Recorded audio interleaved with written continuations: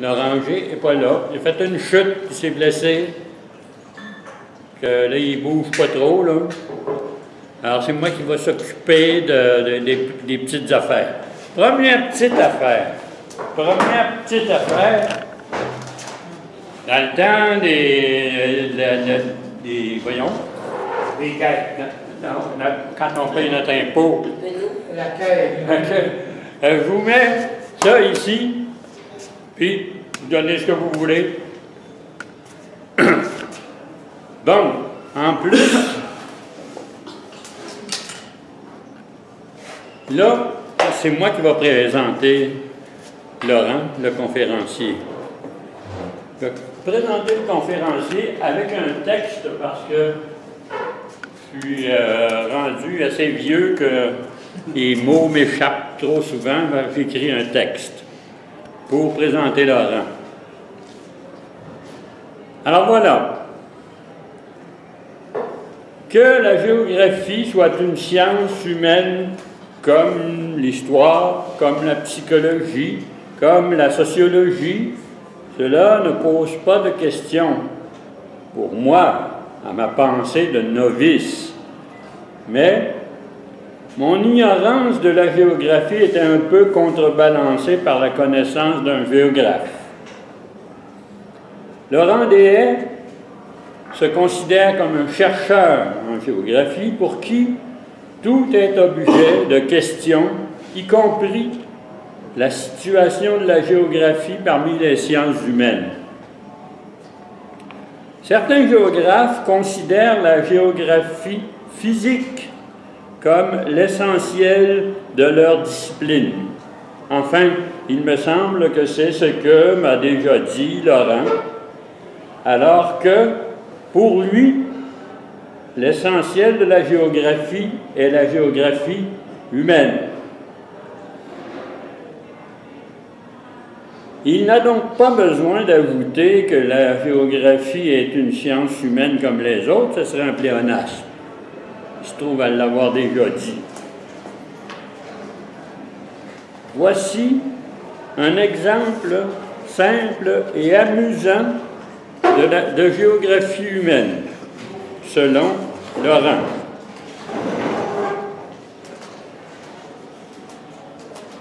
Dans nos villages, dit Laurent, il y a beaucoup de granges qui ont l'air inutiles et mal placées.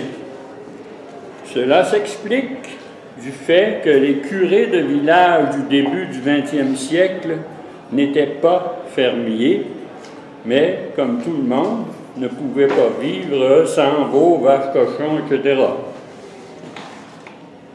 Il fallait donc une grange. D'autre part, il y avait la dîme due au curé que bien des paroissiens payaient en nature, souvent du foin, par exemple. D'où un bon géographe comme Laurent dira que la grange, qui semble aujourd'hui mal foutue à nos yeux, ne l'a pas toujours été car elle fut une grange à dîme. Vous n'allez pas croire que pour Laurent, la géographie humaine se limite à la classification des granges. Voyons plutôt quel fut son sujet de thèse de doctorat à l'Université Laval. C'était la croissance des villes minières canadiennes. Moi, je me sens à l'aise avec ça, parce que c'est dans une ville minière, Sudbury, que j'ai fait mes études collégiales. Or, la croissance de Sudbury fut à ce point explosive, par exemple, la mine Inco creusait pour chercher du minerai, du nickel, du cuivre, etc. À un moment donné, on savait que le trou était en dessous de la petite ville de Coppercliff. Coppercliff, c'était une banlieue de Sudbury. Alors, quand on marchait dans les rues de Coppercliff, on savait qu'il y avait des mineurs en dessous de nos pieds. C'était loin, c'était creux, Mais il y avait quand même... le trou était là. C'était un peu comme la true story de Richard Desjardins. Vous vous rappelez?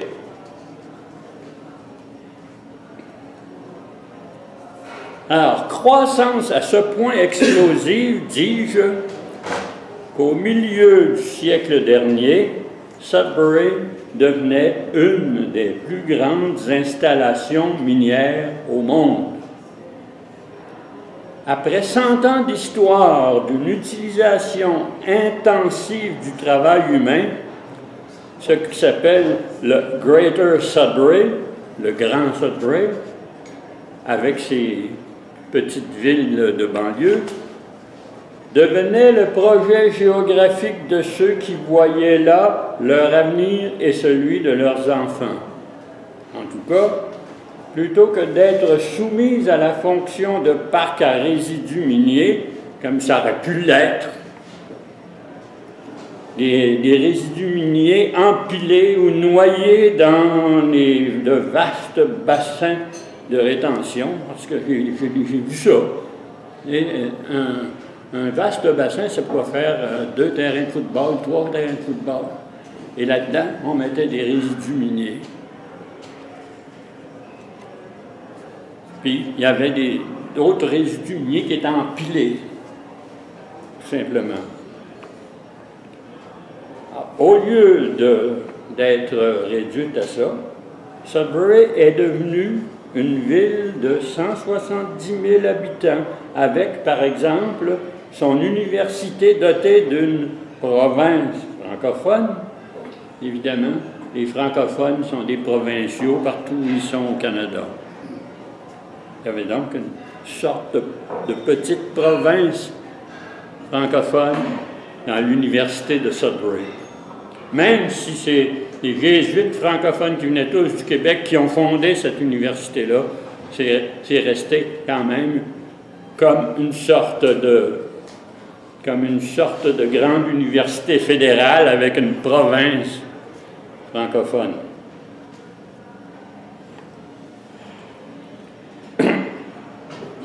Alors, l'histoire de Sudbury est donc une aventure, pas une idylle, parce que ça a frappé fort. Une autre histoire serait encore bien plus une aventure et bien moins une idylle si l'immense pipeline à pétrole à travers le territoire québécois devait passer du stade de projet à celui de réalité. Écoutons l'aventure virtuelle d'un déversement de pétrole quelque part dans la vallée laurentienne. À toi, Laurent.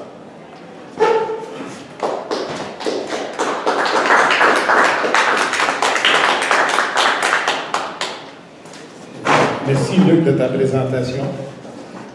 C'est vrai que je suis en géographie humaine. Et il faut se dire qu'en 1969, j'étais finissant en géographie à l'Université Laval. Puis je me posais une question, à savoir qu'est-ce que c'est la géographie. Puis ça faisait 3 ans que j'en faisais. Mais la géographie passait à travers une crise majeure. La division géographie physique et humaine posait problème pour moi. Il reste quand même que c'était une idée directrice de toute ma carrière, ça. Même si j'ai fait des travaux empiriques pareils. Sur la croissance des villes minières, entre autres. Sudbury, c'est vrai, c'est la ville minière la plus importante au Canada. Fait qu'aujourd'hui, il va parler plutôt de l'eau et du pétrole un peu. Le titre de mon exposé, c'est la fin d'un monde. Que peut-on faire? Réflexion d'un géographe. Quand je parle de la fin d'un monde, la fin, c'est pas un moment précis, c'est une période.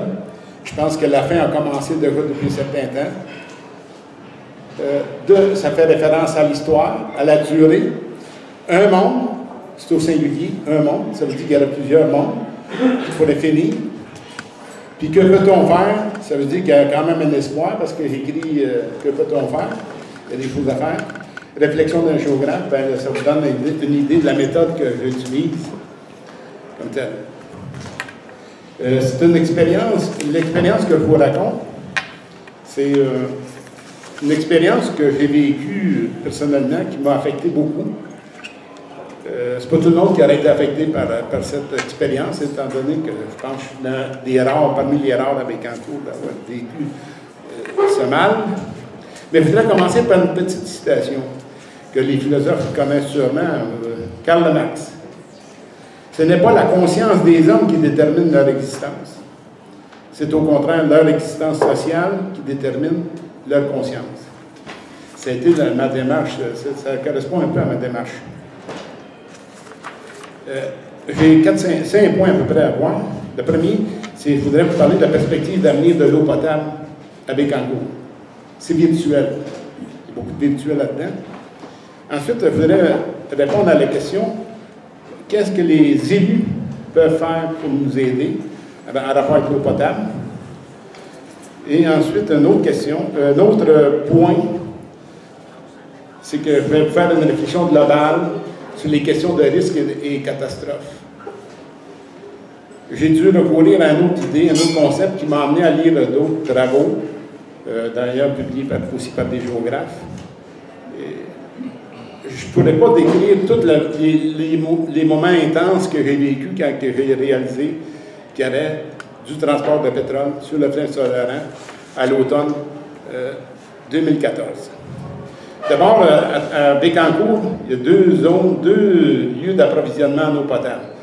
Si vous avez une carte dans la tête, là, la partie est de la rivière Gentilly, c'est-à-dire vers Québec, là, la partie de Bécancour vers Québec, l'eau est prise dans les nappes phréatiques.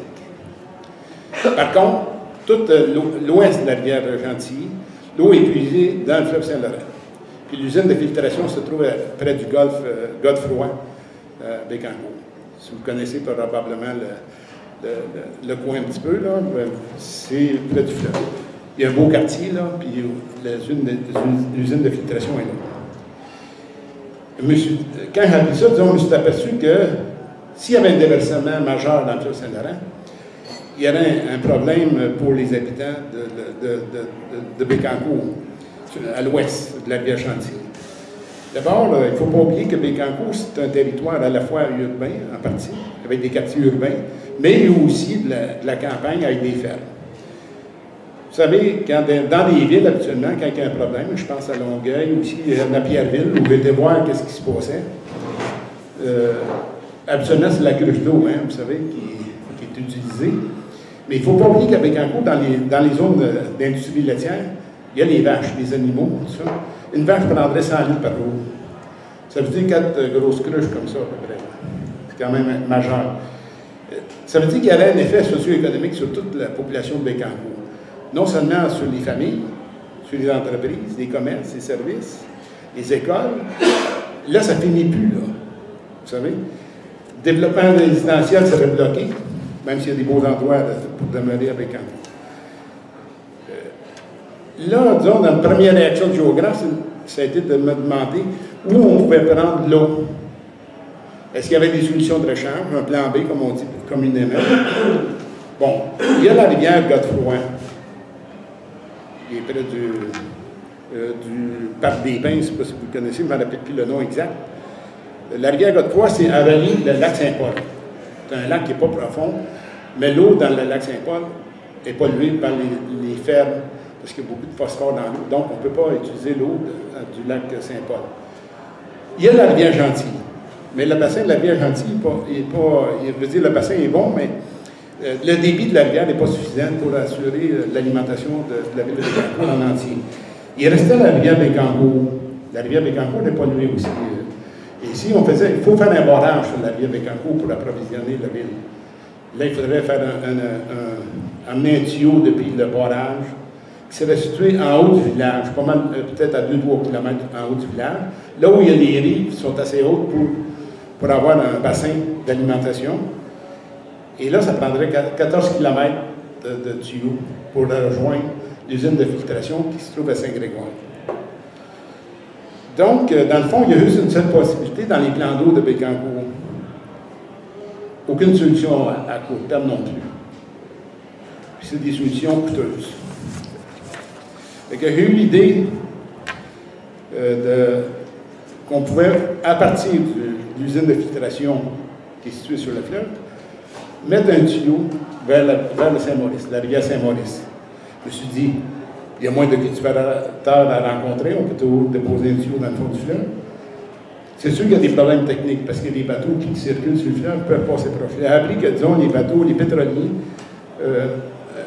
sont presque au fond. Il y a juste parfois juste un pied entre la coque et le fond du fleuve. Fait que là, mettons, si vous mettez une prise d'eau sur la rivière Saint-Maurice, là, je me suis aperçu qu'il y avait la pipeline qui va passer là, à Trois-Rivières, en haut de... Puis la pipeline qui va passer à Trois-Rivières, il va être en haut de la prise d'eau des gens de Trois-Rivières. La municipalité a voté un règlement, pas un règlement, mais une proposition. Elle a soumis à la compagnie du pipeline disant, votre tuyau, faites-le donc passer en bas de la prise d'eau de Trois-Rivières. Ça veut dire que le maire Lévesque et les conseillers connaissaient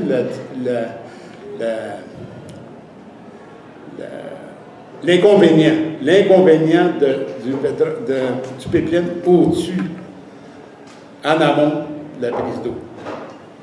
Ça veut dire que lui, en faisant cette gestion-là, il considérait que le pétrole était dangereux, puis il s'est dit, après moi le déluge, parce que s'il y a un déversement dans la rivière Saint-Maurice, ça va se retrouver dans le fleuve, puis c'est d'autres municipalités qui vont l'avoir. Bécancour aussi a fait une proposition, et là, c'est assez étrange. En décembre 2014, ils ont demandé au gouvernement du Québec, à la voie maritime du Saint-Laurent, des mesures d'atténuation. Vous savez, des mesures pour les urgences, etc. Et ils n'ont pas eu l'idée de dire on va voter contre le passage des pétroliers sur le fleuve. Je sais que ce n'est pas le domaine du fédéral ni de la municipalité, mais en toute logique, il aurait dû refuser. Il n'y a aucun avantage économique. Les risques qui sont là, on va en subir les conséquences, même si le gouvernement fédéral en payait une part, puis le gouvernement provincial. S'il y a un déversement dans le fleuve, on va être affecté avec un coup. Là, il y a une autre possibilité. Avec un coup, on peut penser au puits de surface et au puits artésien. Moi, je demeure dans le plan Nicolas Perrault. Quand je me suis installé là, j'étais un peu naïf, je ne fallait pas regarder où s'il y avait de l'eau et construit. Mais je me suis aperçu qu'en faisant un puits de surface, vous savez, il y avait juste 3 pieds d'eau, 3 pieds de sable sur l'argile. Vous savez, l'argile est imperméable. Et l'eau circule, c'est la nappe, l'eau circule sur l'argile.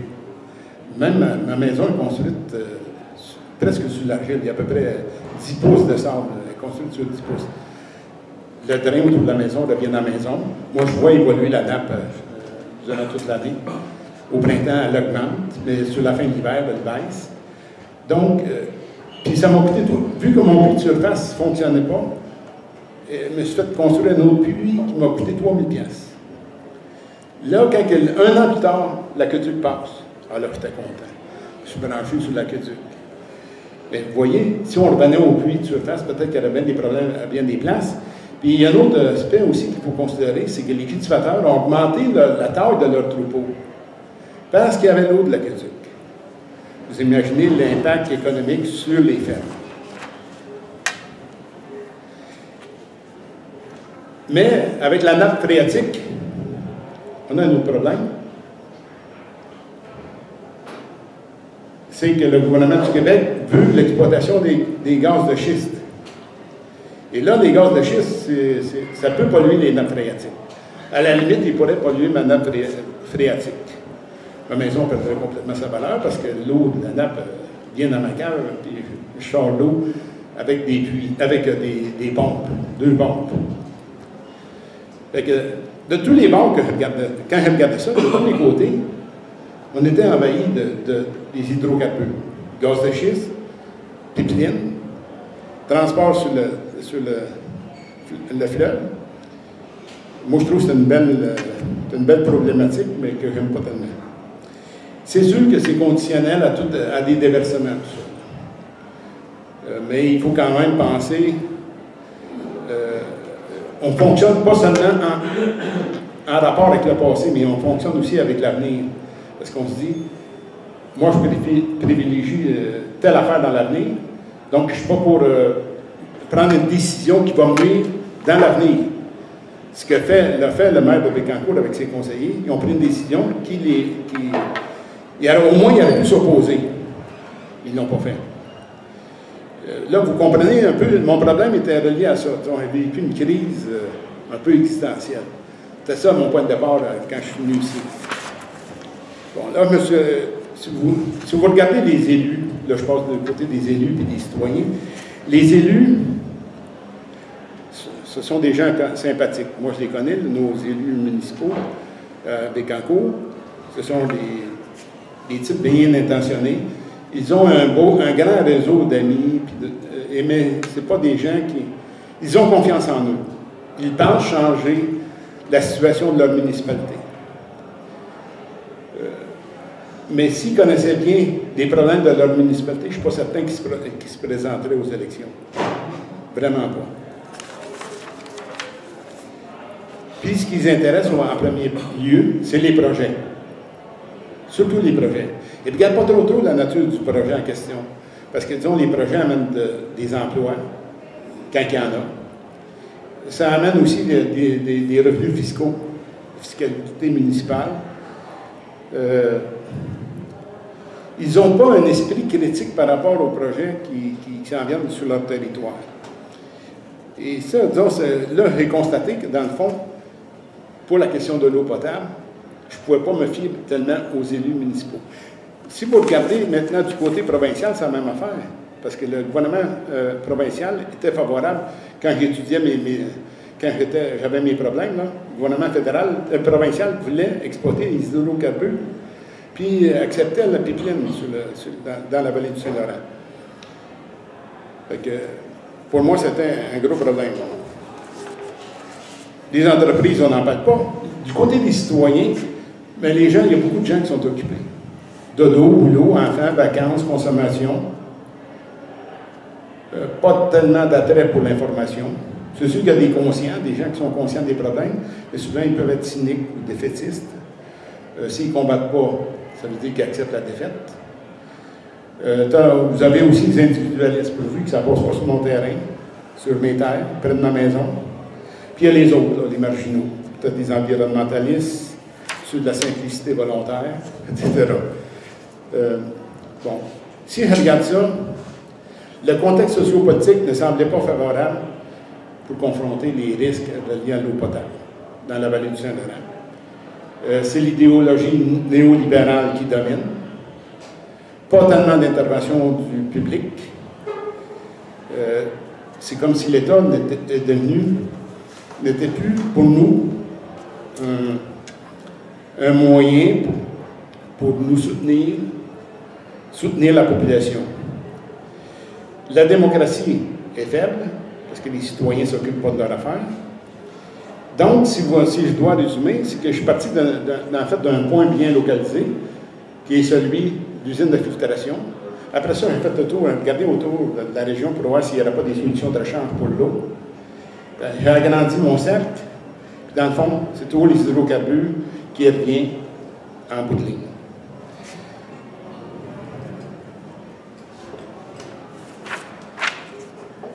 Bon, c'est ça qui est bon. Je vais aller à mon troisième point. Bon, j'ai regardé, quand j'avais mes problèmes personnels, souvent je me levais dans la nuit, puis là, comme géographe, évidemment, ma première réaction, c'était d'aller chercher des connaissances dans les ouvrages, différents ouvrages. Vous savez, la première réaction, c'était de sortir des livres sur les risques et les catastrophes. Un risque, c'est virtuel. C'est pas une réalité. Tandis qu'une catastrophe, ça, c'est une réalité. Comme je l'ai dit tantôt, tous les citoyens de Bécancour et tous les secteurs d'activité vont être affectés par s'il y a un personnel. L'idée qui me venait constamment, c'était effondrement. Effondrement de Bécancour. Parce que c'est toute la société de Bécancour qui a été affectée par ça. Vous allez me dire que c'est un petit effondrement, mais c'est quand même, je ne sais pas moi, 1000 de population pareille.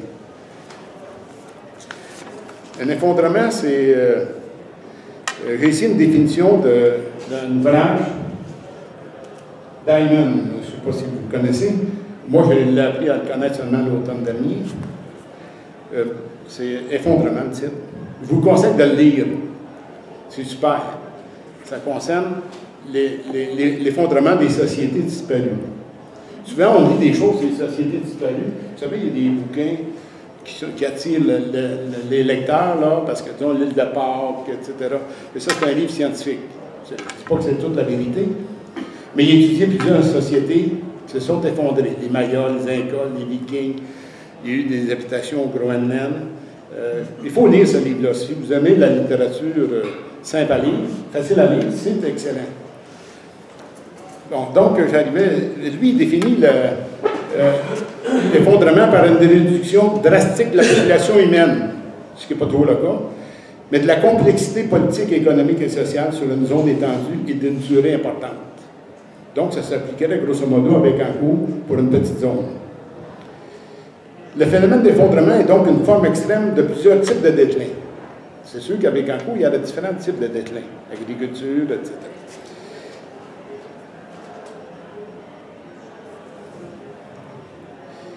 C'est ça, dans ma recherche de solutions alternatives, j'ai constaté qu'il y avait de nouveaux risques additionnels, multiples. Puis, dans ce contexte de nouveaux risques, quelle est la décision que les élus pourraient prendre pour approvisionner Bécancour en eau potable? Mettons, si on dit on va aller chercher l'eau dans le Saint-Maurice, et là, on retrouve le même risque qu'on a actuellement avec le fleuve. Même risque. Il pourrait se matérialiser ou non.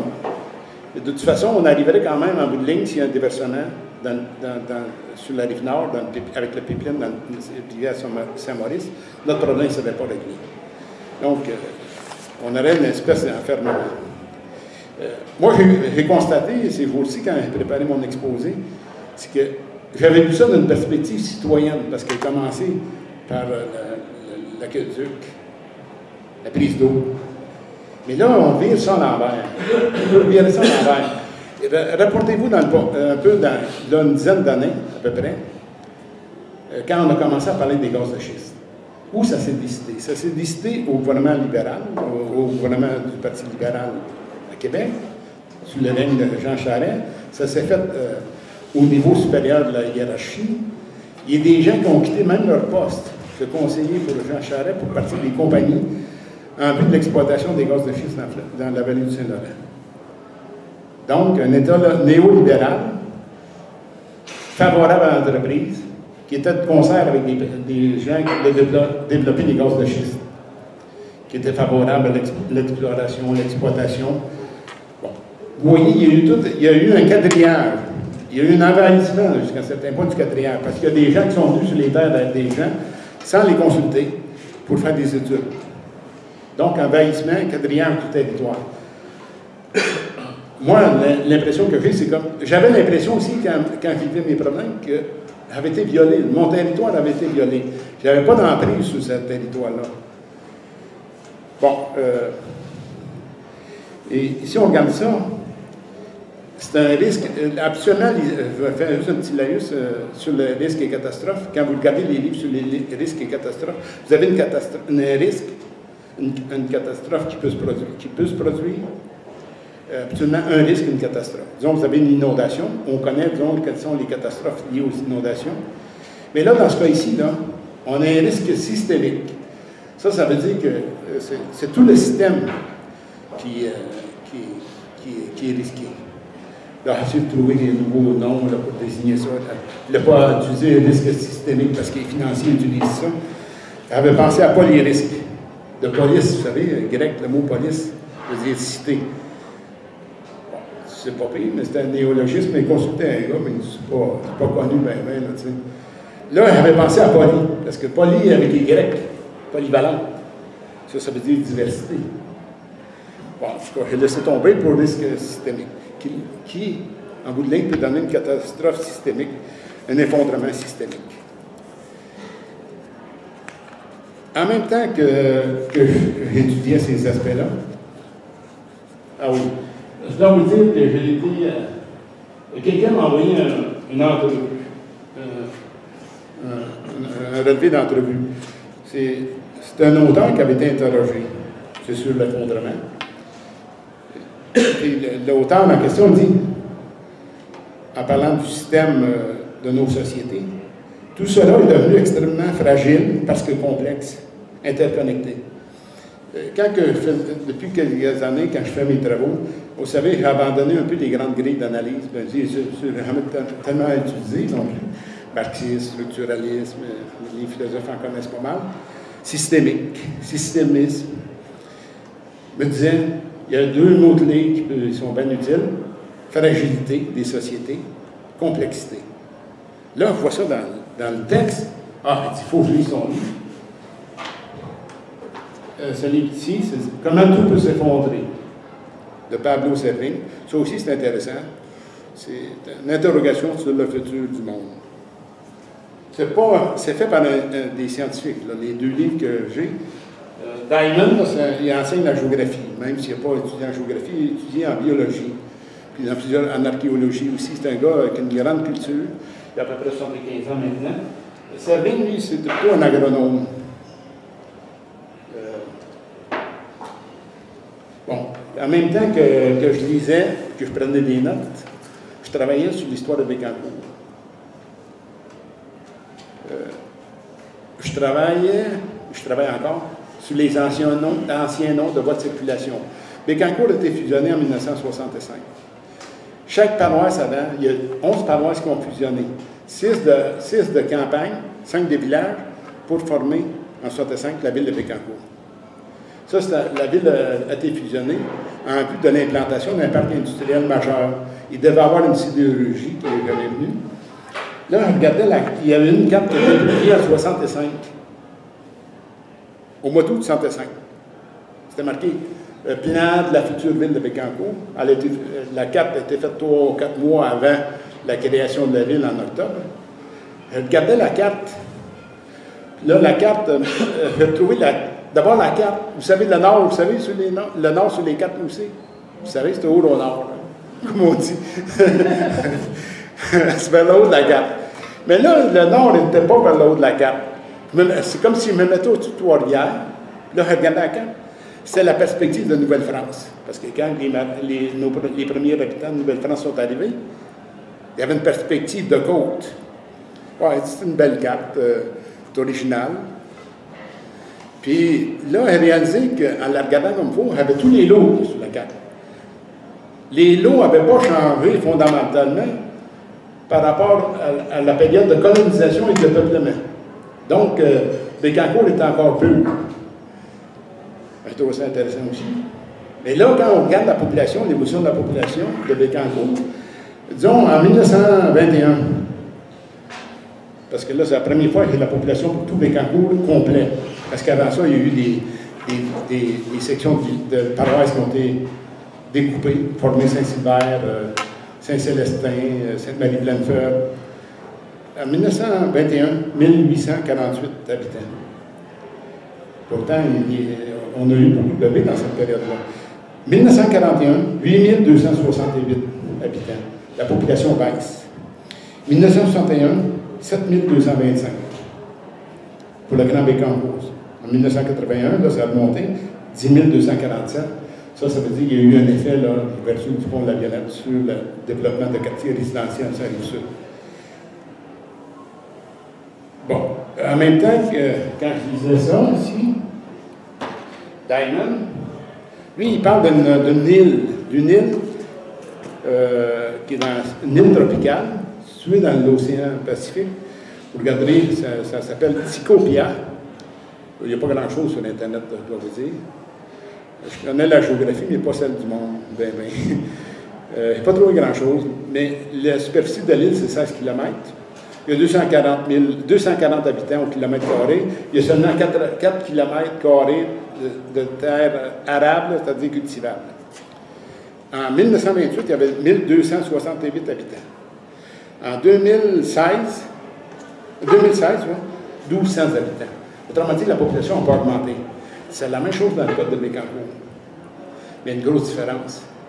À Bécancour, les gens ont quitté pour aller former Saint-Sylvain, David-Louisville, Victoriaville, Saint-Célestin, Saint-Léonard, Saint-Wenceslas, Saint-Célestin. Vous voyez, les gens ont quitté. Moi, j'ai fait l'hypothèse que si on gardait Bécancour, si Bécancour avait gardé toute sa population dans le territoire qu'il y a actuellement, il aurait fallu que tout le territoire change. Tous les lots auraient dû changer. Les limites des lots auraient dû changer. Parce qu'il aurait fallu changer le type d'agriculture, puis faire de l'industrie laitière, faire beaucoup plus de légumes, etc. Vous voyez, il aurait dû avoir un changement majeur. Mais dans le cas de l'île Tikopia, les gens ne quittaient pas l'île. Ils restaient sur place. Autrement dit, ils ont ajusté la population en fonction de leur d'attente du territoire. Il y avait 6 moyens pour diminuer, pour pas que la population augmente beaucoup. D'abord, c'est sûr, il y a eu des infanticides, on a tué les enfants. Il y a eu le coït interrompu. On a mis des blocs de pierre sur le ventre des femmes qui étaient enceintes. Il y en a qui étaient destinés à être célibataires. Il y en a qui ont quitté l'île, mais ils se sont perdus en mer, probablement. Ils ne revenaient pas. Vous voyez, il y a eu deux façons différentes de régler le problème du territoire. Ça veut dire, moi, si on limite, le monde est rendu comme l'île Tikopia, dans le moment pour moi. C'est qu'on a pu progresser au Québec depuis le début de la Nouvelle-France parce qu'on était colonisé des territoires nouveaux. Saguenay-Lac-Saint-Jean, l'Outaouais, l'Abitibi, le Témiscamingue, etc. Là, le monde est bloqué, là. Il va falloir s'occuper ici même, au Québec et en Canada, si on veut se développer. Il faut innover en quelque part pour contrôler l'espèce.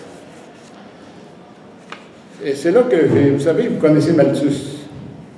Malthus qui disait la population croît plus vite que les moyens de subsistance. Les moyens de subsistance augmentent de façon arithmétique, tandis que la population augmente de façon géométrique. Ça a été beaucoup critiqué parce que, bon, c'est sûr que lui, il voyait un déséquilibre en bout de ligne, un déséquilibre entre la population et les questions de la mine. Donc, mais ça a été beaucoup critiqué, je pense avec raison. Mais regardez dans certains travaux, il y a une nouvelle équation maintenant. L'équation de Malthus n'était pas si bonne que ça. Bon, d'abord, c'est sûr, il y avait encore des pays à conquérir, peut-être, ou des territoires à conquérir à son époque. Mais aujourd'hui, la situation est un peu différente. C'est sûr que la population a augmenté, mais les ressources, il y en a plusieurs qui sont disparues, surtout les ressources non renouvelables qui sont disparues. Il y en a d'autres qui sont renouvelables, mais qui sont plus utilisables. Ensuite, il y en a qui sont irrécupérables, comme certains sols, disons, qui ont été pollués, les eaux, etc. Donc, il faut refaire l'équation de Malthus. La nouvelle équation, c'est, on peut dire, l'impact humain égale la croissance de la population, la croissance de la richesse, puis la croissance des technologies. Dans le moment, c'est moins un problème de croissance démographique qu'un problème de la richesse. Parce que quand on parle de richesse, moi, je l'ai traduit de cette façon-là, la richesse, c'est la consommation. Vous consommez beaucoup. Si depuis 1950, la population aurait cru on a triplé la population. Mais dans le cas de la richesse, c'est-à-dire la consommation, c'était 10 fois. Puis les technologies, c'est 5 fois. Parce que les technologies, il ne faut pas oublier que ce sont les technologies qu'on utilise pour aller chercher des ressources pour manger, etc. Donc, l'équation doit être totalement... Et tout ça confirme un peu l'idée que notre planète peut s'effondrer en partie à certains endroits. Oui? 10 minutes. 10 minutes, oui. Il faut essayer de faire ça. Là, vous savez, je ne pensais pas en avoir autant que ça. C'est ça. J'ai vécu une expérience qui était difficile pour moi. Et là, parce que là, je me levais dans la nuit, puis là, je lisais des travaux qui avaient été cherchés pour essayer de comprendre la situation que je vivais avec Bécancour. Donc, j'avais un problème existentiel. Mais dites-vous que je n'étais pas si malade que ça, peut-être un peu. Mais dans l'article, dans le Nouvelliste du 13 mars 12-13 mars, c'est-à-dire la semaine dernière. Vous verrez, si vous avez encore la nouvelle liste, j'ai écrit un article sur l'eau potable à Bécancour et ailleurs. Mais dans le même article, dans le même nouvelle liste, il est écrit, c'est un médecin en santé environnementale, à la santé publique. La seule idée que l'on puisse construire un pipeline suffirait à provoquer de l'angoisse chez certaines personnes. Les impacts psychologiques et sociaux ne commencent pas quand on construit un pipeline ou quand il y a un déversement. Ils commencent dès l'annonce du projet. C'est ça que j'ai vécu. Et là, c'est sûr qu'à force de réfléchir, je me suis dit, il faut que je me développe. Je ne peux pas changer le monde, c'est vrai. Je peux faire ma part peut-être, là. Je ne peux pas changer le monde. Puis à force de réfléchir, je me suis aperçu, et là ça peut intéresser certains philosophes, peut-être que j'ai tort, l'essence de l'existence et de la vie, c'est l'existence. Ça fait drôle un peu à dire. Parce que là, moi, j'ai pensé à mes petits-fils, ils sont venus cet été, ils ont demandé une cabane dans un arbre, ils travaillent avec eux autres. Et dit, pourquoi que je les abandonnerais à leur sort s'il y a quelque chose qui va mal dans le monde bientôt, je ne sais pas. Pourquoi je ne resterais pas avec eux? Pourquoi je ne serais pas utile? Donc, je me suis dit, il faut que je reste. Et là, disons, ma philosophie personnelle, je l'ai mis en 4 volets ici, mais ce n'est pas comme ça que ça s'est présenté dans ma vie. D'abord, le premier point, c'est la nécessité de faire un choix. La vie m'offre un choix. Agir ou ne pas agir. Ma liberté, c'est ça, c'est de choisir. Aller à l'essentiel aussi pour l'action que je vais entreprendre. Disons, pas trop m'intéresser aux pissenlits. De toute façon, ça m'a jamais intéressé. Les pissenlits dans le gazon, faire un tapis dans le salon, ce pas des choses qui m'intéressent, bien sûr. Donc, il faut mettre notre énergie sur les choses essentielles. Combattre l'absurdité. Quel beau défi à poursuivre. L'absurdité du pétrole, c'est beau, c'est battre contre ça. Deuxième volet, c'est la nécessité d'espérer. Il faut quand même espérer. Là, je me suis dit, le pessimisme, c'est un peu une faiblesse. L'optimisme, c'est de la volonté. L'optimisme, c'est un devoir et repose sur la volonté. Troisième volet, c'est du devoir de connaissance, donc d'analyse et de compréhension. Il fallait que j'entreprenne une démarche de connaissance qui me permette de comprendre un peu mieux la réalité. Ce que j'ai toujours fait, mais je ne l'ai pas fait dans l'orientation que j'avais prévue. Le quatrième volet, c'est de la nécessité de s'engager malgré tout. Combattre, même si les résultats finaux ne sont pas au rendez-vous à court terme. Donc, s'engager sans obligation de réussite. Combattre sans obligation de réussite, c'est aussi avoir la satisfaction du travail accompli. C'est une question éthique, émancipatoire. Je pourrais toujours dire, je ne regrette rien, j'ai fait mon possible. Il ne faut pas abandonner, être tenace, déterminé. Bon, aider les autres dans la même démarche. J'avais un petit proverbe autochtone, une légende autochtone, je ne sais pas si je dois la lire. Vous la connaissez peut-être. Elle était, je sais que quelqu'un l'a raconté à la télévision, mais là j'avais le texte. Un jour, il y eut un immense incendie de forêt. Tous les animaux terrifiés, atterrés, observaient, impuissants, le désastre. Seul le petit colibri s'activait, allant chercher quelques gouttes avec son bec pour les jeter sur le feu. Après un moment, le tatou, c'est un mammifère, agacé par cette agitation démesurée, dérisoire, lui dit « Colibri, tu n'es pas fou. Ce n'est pas avec ces gouttes d'eau que tu vas éteindre le feu. » Et le colibri de répondre « Je le sais, mais je fais ma part. » Cette part de colibri, c'est la nôtre. Là où je suis, il me faut faire ce que je peux, ma petite part, pour le changement du monde. Là, c'est pour les questions de philosophie. Donc, mon leitmotiv, c'est l'essence de la vie et de l'existence, c'est l'existence. C'est mes petits-enfants, c'est mes arrière-petits-enfants. Là, j'avais un autre point, disons que, c'est que ici, dans l'autre point, je suggérais, si vous voulez, une nouvelle façon d'envisager la science sociale. Il faut étudier la société mondiale. C'est sûr qu'il y en a dans chacune des sciences sociales, il y a des gens qui s'intéressent aux problèmes mondiaux. Mais peut-être qu'il faudrait développer une science qui met le focus que sur cette dimension-là, dont l'objectif, serait d'étudier non seulement les problèmes mondiaux, mais aussi faire en sorte qu'il n'y ait pas un décrochage entre la globalisation économique et les problèmes sociaux. Ce que j'appelle la grande fracture. Vous avez une globalisation au niveau mondial, sur le plan économique, les grandes multinationales. Bombardier en est une. Mais, par contre, les problèmes sociaux restent au niveau des locales, régionales et nationales. Donc, il y a une espèce de décrochage qui est fondamental, qui est la fracture. Et il y a une science qui pourrait être développée dans ce sens-là, évidemment. Là, je fais grâce de tout ça. Donc, j'ai parlé d'un problème personnel. J'ai décidé de le présenter ici au Centre Est-Ouest, parce que je connais les genres de personnes qui visitent les conférences. Je me disais que c'était un bon endroit pour me dévoiler, faire mon coming out. Fait que là, je voulais terminer là-dessus. Je pense que mon temps est écoulé, mais je suis disponible pour des questions, si vous voulez. J'ai 2 micros, un pour vous, un pour moi. Bon. OK.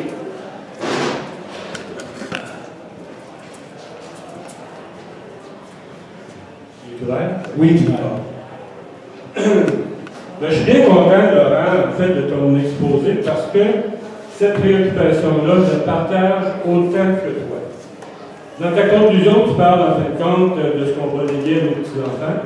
Ben moi aussi, c'est une question que je me pose, surtout quand tu entends ton petit-fils qui dit, ben moi, là, je voudrais protéger la planète éventuellement.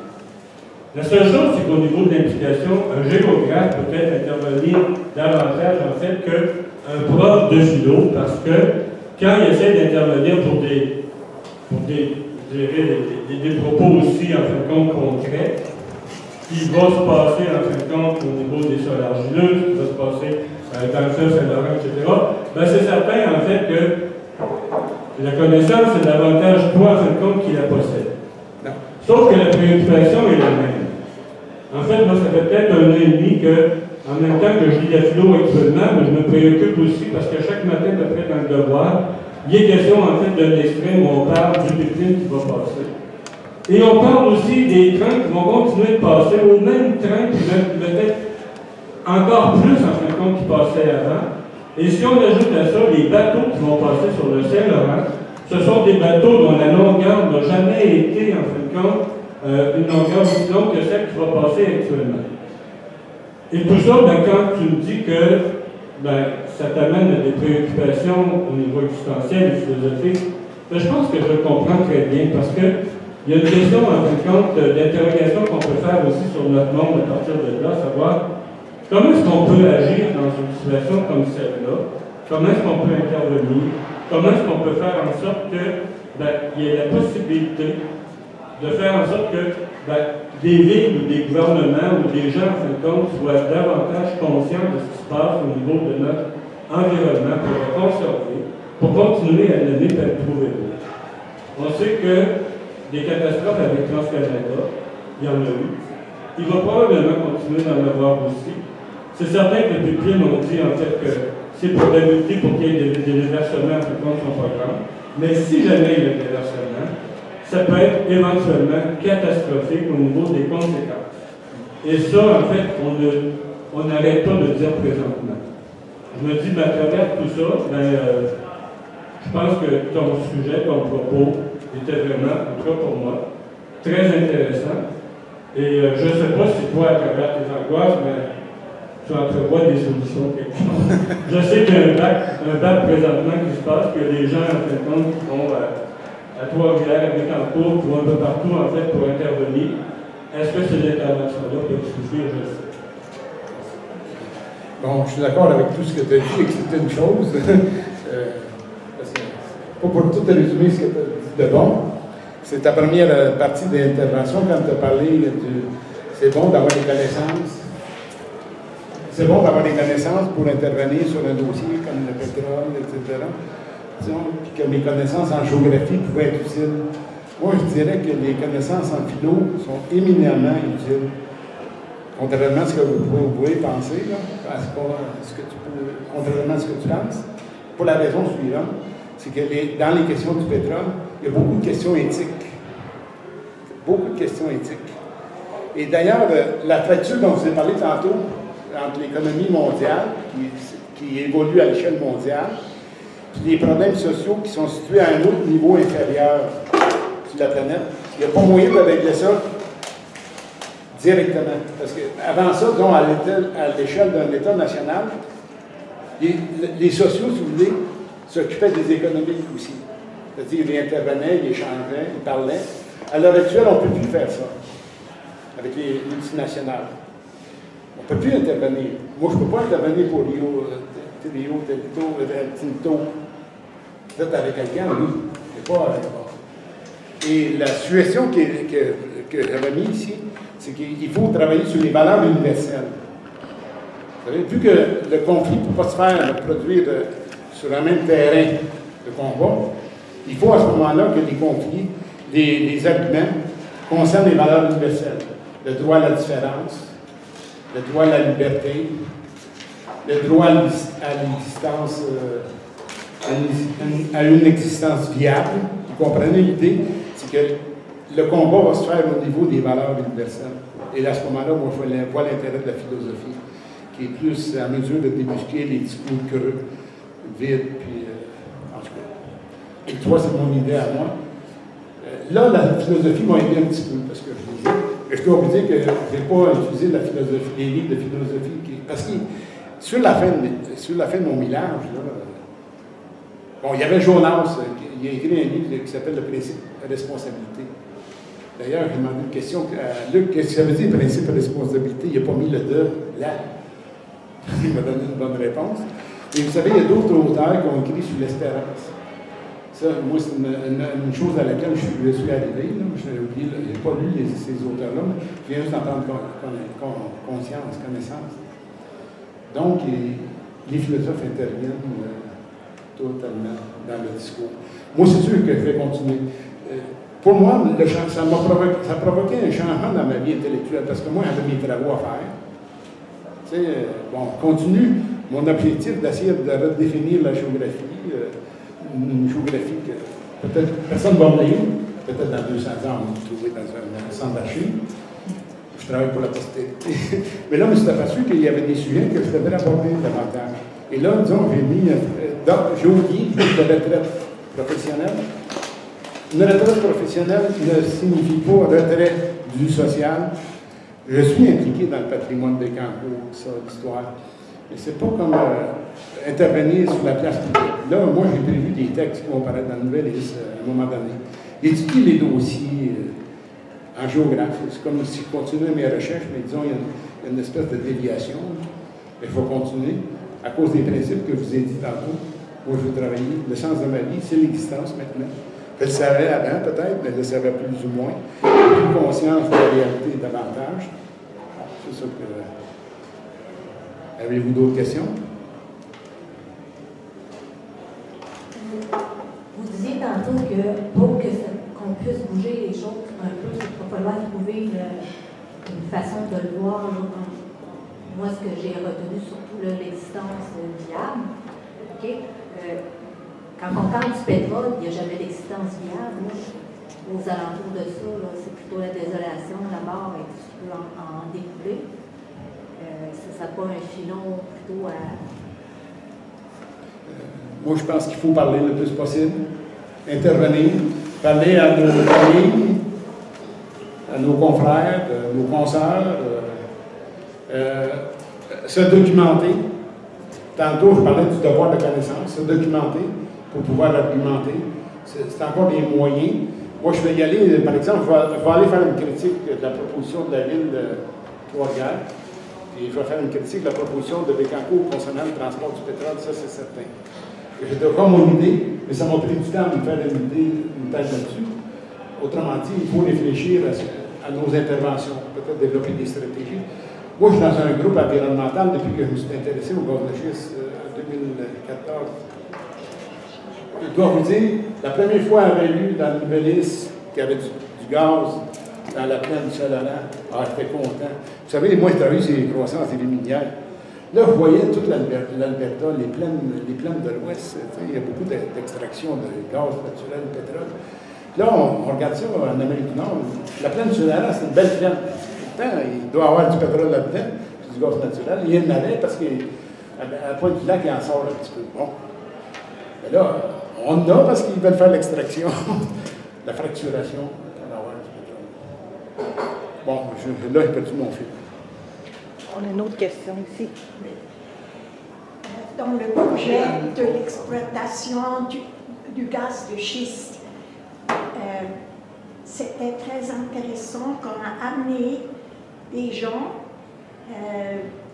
des cultivateurs, dans des régions où ça a été exploité pour voir le dégât que ça fait pour l'environnement.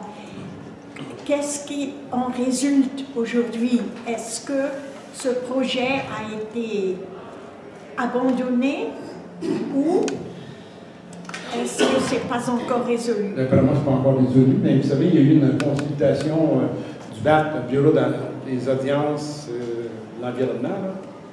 Moi, j'ai participé à ça parce que je me suis intéressé un peu tard au gaz de schiste parce qu'à un moment donné, je restais sur l'union municipale, puis là, le maire avait présenté un rapport sur les gaz de schiste. Dans son rapport, il disait l'acceptation écologique, acceptabilité écologique, acceptabilité économique, puis acceptabilité sociale.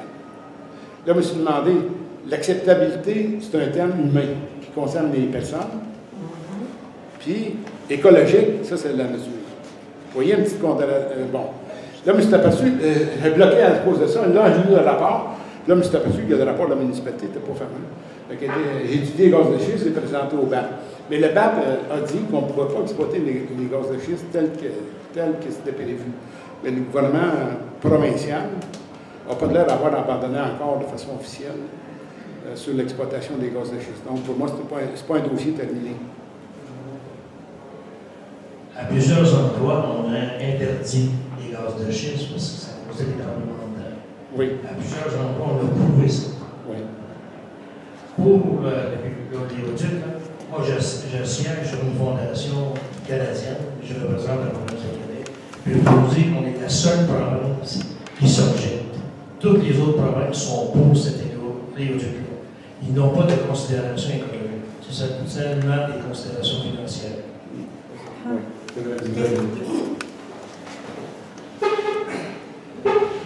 Et ce qu'on observe aux États-Unis, c'est que le fond, quand on achète un terrain au Québec, c'est le dessus qu'on achète. Aux États-Unis, vous achetez le dessous aussi. Fait que quand des gens forts et qui ont du pétrole, ça appartient à celui qui a fait le trou, puis c'est sur ton terrain. Tu comprends l'affaire? Là-bas, ça s'est tellement exploité que le prix de la gasoline a baissé partout aux États-Unis. Alors, bon, il y a des gros sous à faire là-dedans. Nous autres, au Québec, c'est qu'on met le pied sur le frein pour des raisons écologiques. On ne se fait pas apprécier par les Nord-Américains, mais c'est comme ça qu'on va sauver nos dates d'eau. Puis eux autres, ils ne sont pas conscients de ça. C'est majeur de l'eau potable. Un être humain peut vivre difficilement plus que 3 jours sans boire. Manger, ça, tu peux faire 40 jours. Et sans boire, là, 3 jours, c'est difficile. Alors, c'est une grosse problématique qu'on a, là, et on passe pour des têteux. Mais si on regarde, il y a déjà eu un premier projet par Vancouver, les gens disent non. Puis ils ne les ont pas culpabilisés parce qu'ils disaient non. Ils l'ont fait un en direction des États-Unis. Les gens disent non aux États-Unis, et ils n'ont pas joué le même truc. Puis là, ils arrivent à nous, puis les autres nous culpabiliser, puis pourquoi vous faites ci, puis pourquoi vous ne faites pas ça, puis tous les autres veulent, on va vous donner des sous. Oui, mais t'as beau avoir ça plein de billets verts, là, ça ne va pas remplacer l'eau potable. Tu sais, s'il y a un manque de conscience, ça a toujours été environnement et économie. Ils ne sont pas capables de faire l'équilibre. L'économie est plus forte que l'environnement. C'est ça. Disons, pour la question de péréquation, par exemple, quand l'Alberta produit beaucoup de pétrole, le dollar monte. En Ontario et au Québec, les industries perdent leurs clients aux États-Unis parce que notre dollar est élevé. Moi, j'ai contacté quelques entreprises dans la région de Nicolette. Puis c'est ça, quand le dollar a augmenté à cause du pétrole, il y a ils ont perdu des marchés. Même il y a des usines qui devaient fermer. Ils ont eu des subventions du fédéral, ça doit être pour une bonne raison. Vous comprenez? Donc, c'est un chantage, la péréquation. Ça, c'est inacceptable. Il y a juste une seule façon de dévier le débat. C'est pas mon point de vue, mais je sais que ça ne se fera pas. C'est de faire l'indépendance. S'ils ne veulent pas nous respecter tels que nous sommes, puis s'ils utilisent des discours qui sont complètement stupides, moi, il faut y aller dans ce sens-là, ça va changer la nature du débat. La compagnie Alberta Sonco, qui ont été à Montréal, fait du chantage en disant qu'ils vont nous faire. Si on n'accepte pas, ils disent qu'ils vont nous faire. Ils nous font toujours du chantage. Et aussi, ils vont vous dire, si on n'a pas de pipeline, on va devoir aller transporter du pétrole sur les voies ferrées. Et ils vont le faire de toute façon. Ils vont continuer sur le fleuve, sur les voies ferrées pareil. Oui, mais il y a d'autres solutions que le pétrole. Oui, c'est ça. Ouais, les énergies alternatives. Ça aussi, quand j'ai commencé à travailler sur ces questions-là, il ne faut pas oublier que le pétrole, c'est le nerf de la guerre. Toute l'économie est basée sur le pétrole, parce que c'est l'énergie. En 1681, à Bécancour, il y a eu un petit recensement. On demandait le nombre de personnes, d'enfants, etc., les âges. On a demandé juste 3 questions encore concernant l'agriculture. Ben, l'agriculture, les autres choses, là, si vous voulez. Avez-vous un fusil? Combien d'arpents avez-vous cultivé? Bon. Il n'y en avait pas beaucoup. Mon ancêtre Pierre Lahaye était là avec un coup en 1681. Il y avait 8 arpents. D'après moi, il n'avait pas assez pour lui. On demandait une autre question. Avez-vous un bœuf? On n'a pas demandé si vous aviez des vaches. Le bœuf, c'était l'énergie, l'attraction. C'est avec le bœuf qu'on essoufflait. Vous voyez? Après ça, ça a été le cheval. Puis imaginez-vous que quand j'étais en campagne, sur la terre de mon père, dans les années 50, le tracteur est arrivé. Il était arrivé avant, mais là, dans mon coin, il arrivait. Fait que là, c'était l'énergie, ça aussi. Ça marche au pétrole. C'est toujours la question d'énergie. Le livre de Servigne, là, ici, en parle. Et ça, on sait que ça va plafonner. On a trouvé les gaz de schiste, mais à un moment donné, ça va plafonner. Parce que ça, c'est une énergie non renouvelable. Donc, on va à un moment donné en manquer. Puis le coût pour aller chercher les gaz de schiste, c'est beaucoup plus élevé qu'aller chercher le pétrole de l'Alberta en 1930 ou 40. C'est pas le même coût. J'écoute tout ça, puis je dis c'est bien désespérant. C'est comme se battre contre l'impossible, contre des monstres absolument inatteignables. Alors je me dis comment, alors, je ne suis pas géographe, je ne suis pas scientifique, je me dis comment espérer quand c'est aussi désespérant. Qu'est-ce qu'on fait pour espérer? Ouais, là, tu peux penser à ton exposé de la dernière fois, là. Oui. C'est ça. Et je me dis, il faut aller trouver des façons d'espérer un peu. Bien, c'est ça. Pour moi, c'est ce qui me fait espérer. C'est que ce sont mes petits-enfants. Même si je n'en avais pas, il ne faut pas oublier qu'ils m'intéresseraient à ceux des autres pareils. C'est mes petits-enfants. Donc, c'est l'existence. Fait que moi, je suis obligé de travailler pour la poursuite, ma postérité, mon avenir est là. Même pour ceux qui n'ont pas d'enfants, de petits-enfants. Mettons que vous êtes peintre ou quelque chose, vous la faites votre peinture, c'est sûr que c'est pour d'autres personnes qui vont venir après vous. Vous voulez laisser votre marque en quelque part.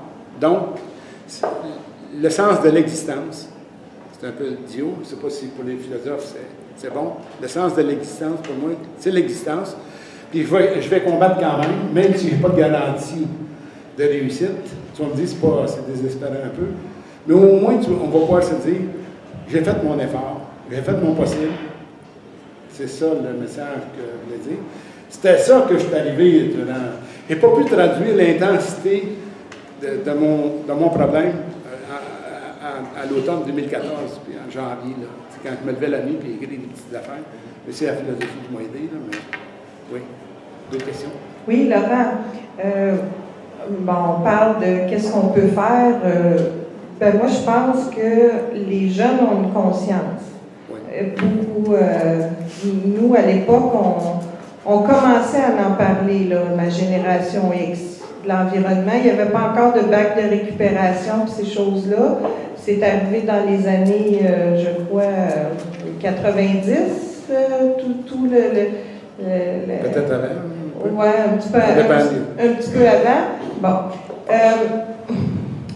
Il y a des moyens de faire, je pense, face à ça. C'est de moins consommer, faire du covoiturage, utiliser les transports en commun, d'arriver et d'aller chercher un panneau solaire, de consommer moins d'eau, prendre de l'eau de pluie, etc. Il y a toutes sortes de petits trucs.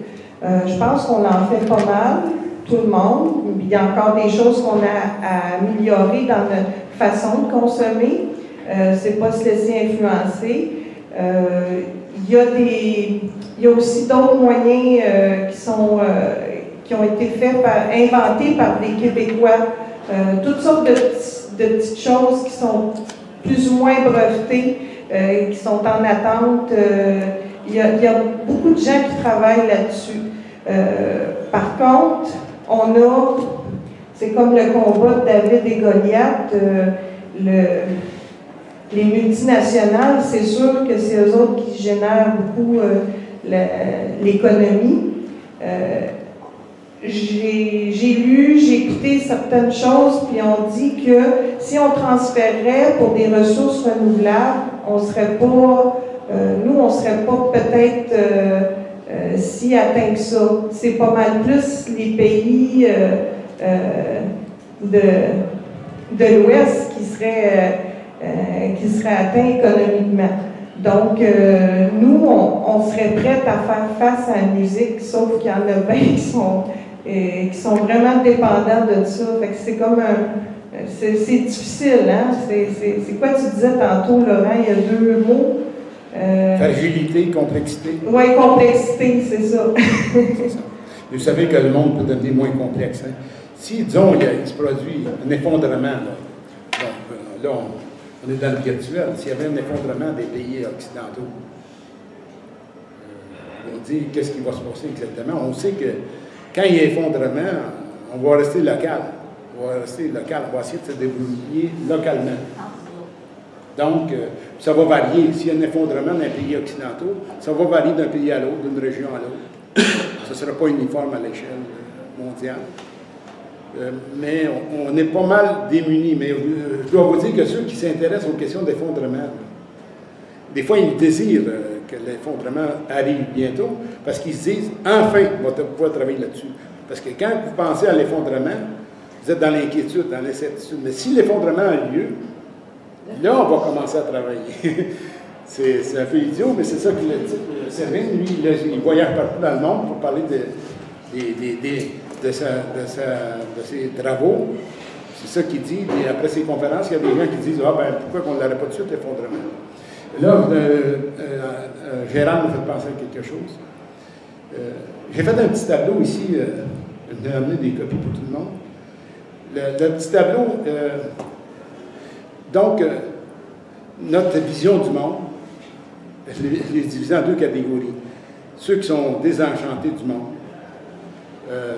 disons comme peu d'espérance. On peut aller chercher dans l'au-delà avec la foi, disons, ou dans, je ne sais pas moi, dans les stupéfiants, etc., des moyens de sortir de ce monde-là. Mais dans ma partie de tableau qui concerne la vision du monde, j'ai mis enchantement, fascination. Ça rejoint ce que tu as écrit. Il y a le deuxième point, c'est indignation. Indignation, c'est ça que j'ai montré à soir, l'indignation. Et je vous ai parlé de mon engagement. Je vais continuer mon engagement. Ça, c'est la troisième dimension. Enchantement, fascination, indignation, puis engagement. À la base de ça, il y a l'espérance et la responsabilité. Les trois manifestent un amour pour le monde. Parce que si tu es indigné, c'est parce que tu aimes le monde. Si tu étais prêt à t'engager, c'est parce que tu aimes le monde. Donc, c'est ces trois dimensions. Puis, dans le tableau, c'est un tableau, vous savez, il y a deux colonnes. En haut, moi, j'écris rapport au monde. On a 4 types de rapports au monde. Au début, je n'avais mis 3, mais je me suis révisé. D'abord, il y a le rapport à soi, le rapport aux autres. Ensuite, il y a le rapport à la technologie, qui est devenu une dimension super importante dans nos sociétés. Puis le rapport à la nature. Donc, il y a des gestes à faire dans ces 4 directions-là, dans ces 4 volets-là, si vous êtes en amour avec le monde, soit par enchantement, par indignation ou par engagement. J'ai le tableau aussi.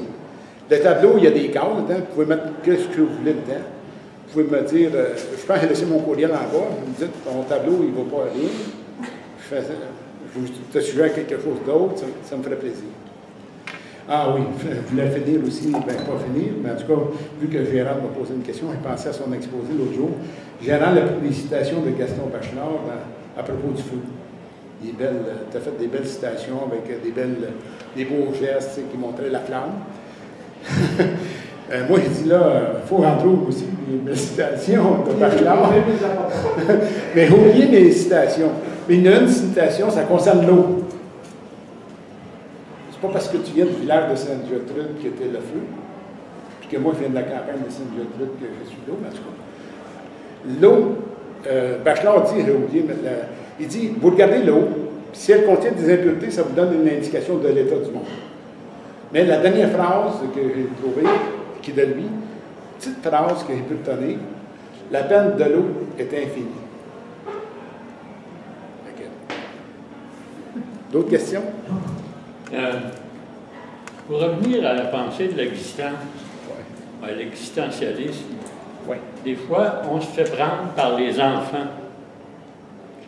Hier, je suis allé garder mes petits-enfants, et avant de les coucher, ils veulent absolument que je les raconte des histoires. Fait que, à un moment donné, je suis revenu à une histoire qui se produisait dans les années 43, 44, au moment où on avait la guerre.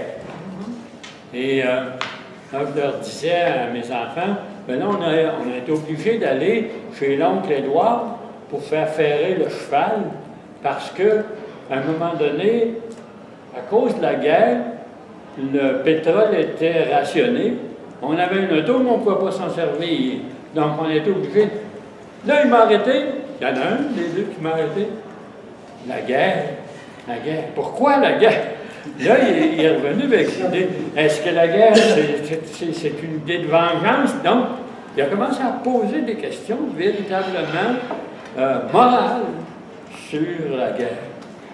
Que moi, je ne pensais pas à ça. Là, je pensais à dire la guerre, c'est juste un événement là, qui explique qui explique une façon de vivre technologique. Mais non, c'était pas rien que ça. Pour lui, c'était une question morale, vraiment.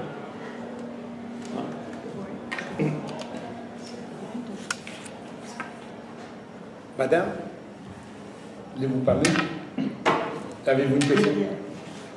C'est important d'expliquer ce que c'était un simple terme, n'est-ce pas? Un grand pouvoir pour conquérir le monde. C'était clair que les Allemands ont voulu conquérir le monde, on peut dire, aux enfants. Et alors, ce n'est pas seulement l'entourage de l'Allemagne qui était impliqué à le combattre, mais aussi le Canada et les États-Unis. Alors, on peut dire ça à un enfant, comprend ça. Quel âge a-t-il, celui-là? L'enfant en question, il y a 7 ans, je pense. 7 ans ou 8 ans. Il pouvait comprendre. En tout cas, il était capable d'imaginer, de se demander pour quelle raison on se bat avec des fusils. Oui. Et la réponse qu'il me donne, est-ce que c'est pour la vengeance? Parce que pour lui, bien évidemment, il n'y a pas de raison économique, compliquée, etc. Mais pour lui, c'est un sentiment humain là, qui fait qu'on tire sur un semblable pour... Question ici. En fait, c'était plutôt un commentaire. Tout d'abord, je vous félicite pour votre conférence. Puis, puisque vous avez commencé à parler de Marx à un moment donné, au début de votre conférence, je pense qu'il ne faut absolument pas que vous doutez de votre capacité philosophique, parce que vous posez certaines questions au début. Je vous dirais que je pense que c'est Marx qui l'a dit, c'est dans de cette thèse sur Feuerbach, c'est les philosophes, jusqu'à aujourd'hui, on fait juste comprendre le monde, l'important est de le transformer. Alors là, je trouve que vous vous situez dans une perspective comme ça, d'engagement, de transformation du monde, d'emprise sur les choses, plutôt que de compréhension. Il y a aussi, il faut passer par ça, mais je pense que cette dimension-là pratique de votre engagement, je la trouve importante et je la salue. Je vous félicite pour ça. Elle a dit, je suis oublié. J'ai pas le choix aussi à un certain point. Je suis obligé. Moi, ce que je trouve le plus beau que ce que vous avez dit ce soir, en tout cas vous avez dit ce soir, c'est aimer le monde. J'ai beaucoup aimé votre idée dans l'indignation, dans les combats, dans les luttes, dans les inquiétudes, dans le fond, il y avait toujours cet amour du monde. Alors, le monde, on peut vouloir qu'il s'effondre, on peut vouloir le détruire, il y en a qui le font. Il y a beaucoup de films qui vont dans ce sens-là. Mais je pense que s'il y a de quoi espérer, si on espère, si on fait des luttes, si on s'inquiète, si on veut que le monde aille mieux, c'est parce qu'on aime le monde et on veut l'améliorer finalement. Et on peut l'améliorer par des attitudes. Et je pense que le dernier bout de l'intervention, j'ai beaucoup aimé parce que là, ça venait du cœur, c'était quelque chose qui était plus du côté de l'espoir, évidemment. Comme je suis un peu naïf et que j'aime qu'on trouve des raisons de vivre. Et je trouvais que ça donnait des raisons de trouver le monde beau, même si on constate beaucoup de désespérance, beaucoup de raisons de désespérer. Juste une intervention à propos de l'histoire de Luc Gagnon, à son petit-fils. Il dit on n'avait pas d'essence. On avait dû laisser abandonner l'auto pour prendre le cheval. Mais vous savez, ça, moi, c'est ça. La première réaction en entendant ça, c'est ce qui peut arriver si à un moment donné, il y a un effondrement du monde. On va peut-être revenir à l'attraction animale. C'est pas pire, des moteurs à crotte, hein? D'autres questions? Ou sinon, on pourrait laisser Laurent, on a encore un grand 15 minutes. Y aurait-il du contenu pour ça? Oui, il y a du contenu, mais là, il était papillé, mon contenu, mais ça n'a rien. Mais elle a dit des choses, peut-être. Je vous laisse aller, à vous. 2-3 secondes. Si un effondrement se produit, si l'improbable se produit, qu'est-ce qu'on peut faire? Disons qu'il y a une réflexion à faire avant, là. On peut se préparer, à mon point de vue. D'abord, se préparer mentalement au pire. Parce que ça fait partie un peu de l'espérance aussi. Si on se prépare au pire, on va être plus en mesure d'affronter des problèmes, s'il y a des problèmes majeurs dans le monde. Et moi, je pense qu'il faut aussi changer sa vision du monde. Les gens de simplicité volontaire ont un nouveau rapport à la consommation et aussi à la production. Ça, je trouve ça intéressant. C'est une forme de préparation. Mais il faut changer son mode de vie chez soi, pratiquer les 3 R, réduction à la source, acheter le moins possible, récupérer, recycler, vivre l'autosuffisance dans la mesure du possible, se débrouiller tout seul, suivre des cours en agriculture biologique, que toi, Agathe, tu pourrais suivre ça. Pratiquer l'agriculture urbaine, pour ceux qui demeurent en ville, s'initier à la conservation des aliments, connaître les savoirs traditionnels, c'est tous des moyens pour affronter...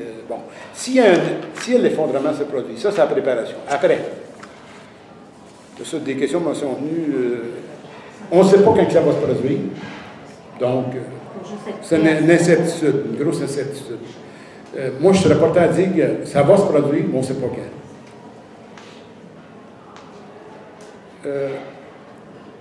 On rentre dans l'inconnu, c'est certain. D'abord, l'inconnu, pour moi, les principales inconnus que je ferais, là, c'est, vous savez, c'est mon alimentation en eau. potable, en électricité. Ce seraient les deux principaux, là, que s'ils étaient coupés de ça, ce serait...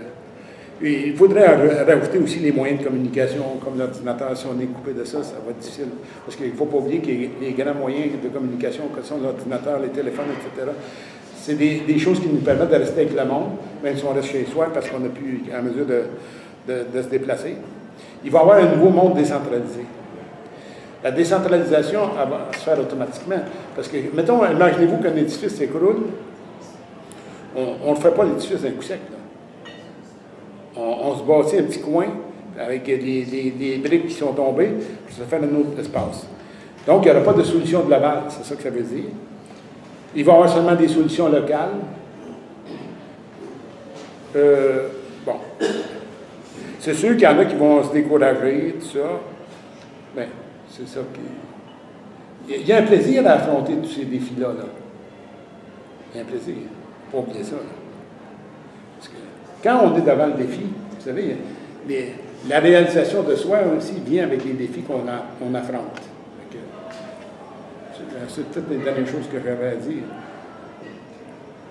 J'ai bien aimé votre participation. Oui.